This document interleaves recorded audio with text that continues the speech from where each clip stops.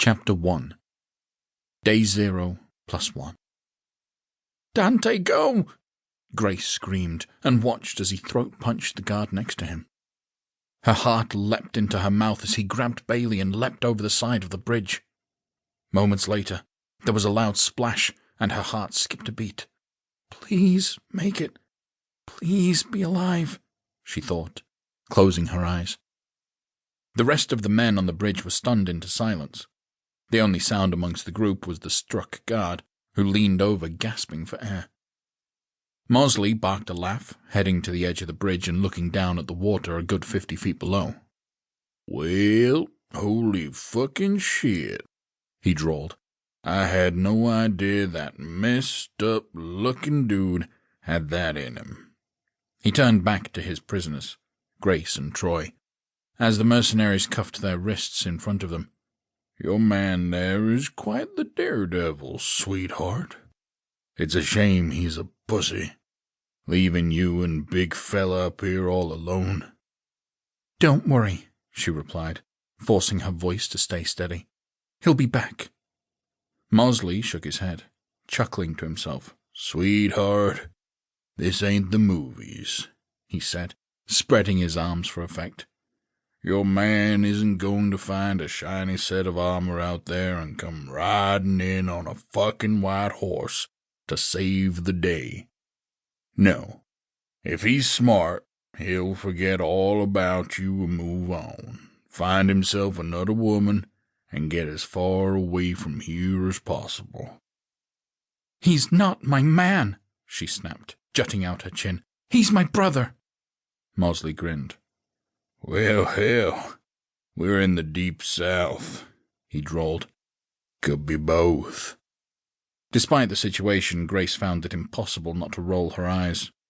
"Oh, not a fan of my humor, huh?"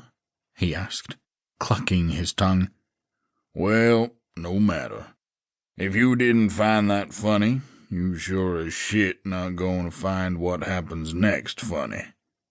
He pulled out a walkie-talkie, raising it to his lips. "Valentine, it's Mosley. I'm on the bridge and have a couple more volunteers for the meat grinder. Where you want them?" There was no response, and he growled, "Well, hell, Valentine. Didn't realize it was break time already. Guess what, boys? We're taking 5. "In case you haven't noticed," a forceful but calm voice drawled through the speaker. "There's a lot going on today, and quite frankly, you're not at the top of my priority list.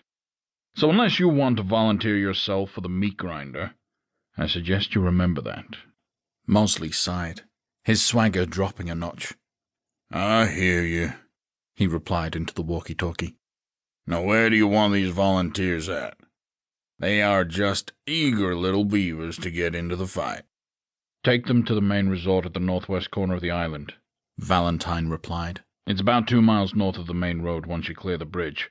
There's a lot of activity in the area, so it'll be easy to spot when you get close." Mosley nodded. "They're on the way." The line clicked, and he wrinkled his nose as he pocketed the radio. "Well, looks like you two get to live the resort life, at least for an afternoon. Get them loaded up."